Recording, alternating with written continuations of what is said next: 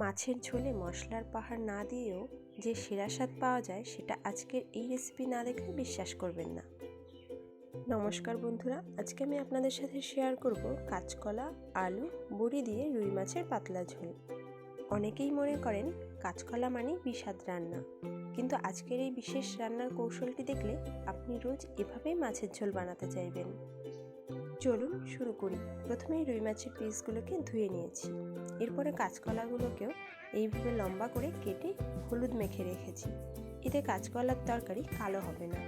আলুগুলোকেও সেমভাবেই কেটে নিয়েছি। সাথে নিয়েছি কাঁচা লঙ্কা বাটা, আদা বাটা, জিরে বাটা, ধনেপাতা কুচি আর কয়েকটা বড়ি। এরপর মাছের পিসগুলোকে সামান্য নুন, হলুদ আর কিছুটা সর্ষের তেল দিয়ে ভালোভাবে মেখে রাখবো। কড়াইয়ে বেশ কিছুটা সর্ষের তেল গরম করে একে একে মাছগুলোকে তেলে ছাড়ছি।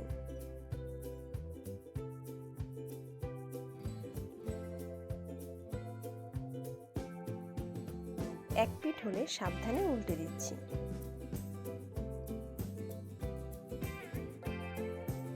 কয়েকবার উল্টে পাল্টে কড়া করে মাছগুলোকে ভেজে নিলাম।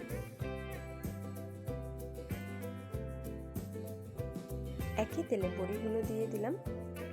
এবার এগুলোকে লাল লাল করে ভেজে নিচ্ছি। কেটে রাখা আলুগুলো দিয়ে হালকা লাল করে ভেজে নিচ্ছি। কড়াইতে দিলাম আরও কিছুটা সর্ষের তেল। কাঁচকলাগুলোকেও হালকা করে ভেজে নেব। কাঁচকলা কেটে নেওয়ার পর একটু হলুদ মেখে এইভাবে ভেজে নিলে দেখবেন আর কাঁচকলার তরকারি কালো হবে না। ফোড়নে দিলাম গোটা জিরে, এরপর জিরে বাটা, আদা বাটা, কাঁচা লঙ্কা বাটা আর সামান্য হলুদ দিয়ে মশলাটাকে একটু কষে নিতে হবে। তরকারির স্বাদ আরেকটু বাড়িয়ে নেওয়ার জন্য দিয়ে দিলাম ধনে গুঁড়ো। এবারে এটাকেও ভালোভাবে মিশিয়ে নিচ্ছি।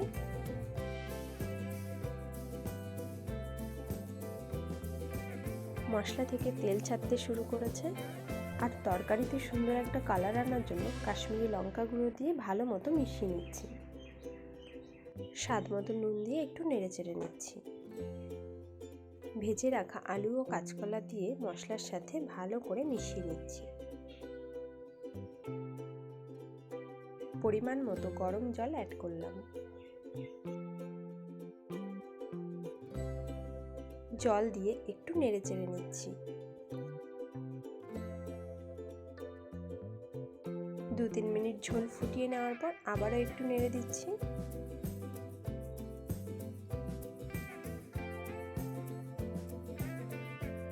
গ্যাসের ফ্লেম মিডিয়ামে রেখে 6-7 মিনিট রান্না করে নেব।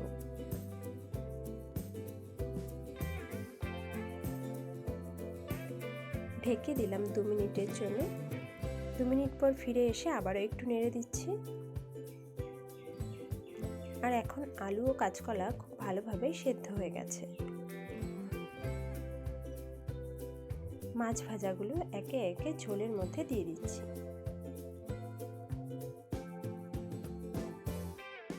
নেড়ে চেড়ে মাছগুলোকে ঝোলের মধ্যে ডুবিয়ে দিচ্ছি। এতে সমস্ত মশলা ও ঝোল খুব ভালোভাবে মাছের মধ্যে ঢুকে যাবে। ভাজা বড়িগুলো দিয়ে দিলাম। এগুলো যেন ঝোলের মধ্যে ভালোভাবে ভিজে যায়, তাই আলতো করে ডুবিয়ে কিছুক্ষণ রান্না করব। 2-3 মিনিট ঢেকে রাখার পর ঢাকনা খুলে আবারও একটু নেড়ে নিচ্ছি।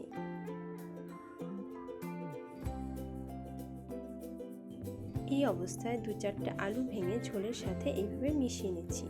এতে ঝোলের ঘনত্বটা একদম পারফেক্ট হবে।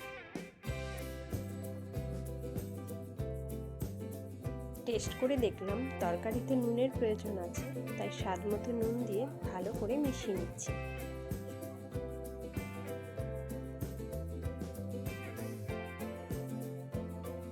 কিছুক্ষণ রান্না করে নিয়ে ওপর থেকে কিছুটা ধনেপাতা কুচি ছড়িয়ে দিলাম। নাড়াচাড়া করে আরও 2-3 মিনিট রান্না করে নিতে হবে। এখন দেখুন বড়িগুলো একদম পারফেক্টভাবে সেদ্ধ হয়ে রান্নাটাকে আরও মজাদার করে তুলেছে। আমাদের রান্না প্রায় শেষ। এখন গ্যাস অফ করে নামিয়ে নিলেই আজকের রেসিপি পরিবেশনের জন্য একদম তৈরি। দেখুন, কাঁচকলা, আলু আর বড়ি দিয়ে রুই মাছের পাতলা ঝোল কত সুন্দরভাবে তৈরি হয়ে গেছে। খুবই সহজ, হালকা আর ভীষণ সুস্বাদু। কম মশলায় ঘরোয়া স্বাদের এই মাছের ঝোল গরম ভাতের সাথে খেতে কিন্তু অসাধারণ লাগে, যা একবার খেলে বারবার খেতে ইচ্ছে করবে। তো বন্ধুরা, স্বাস্থ্যকর এই রেসিপিটি অবশ্যই বাড়িতে একবার ট্রাই করে আমাকে কমেন্টে জানাবেন যে কেমন লাগলো।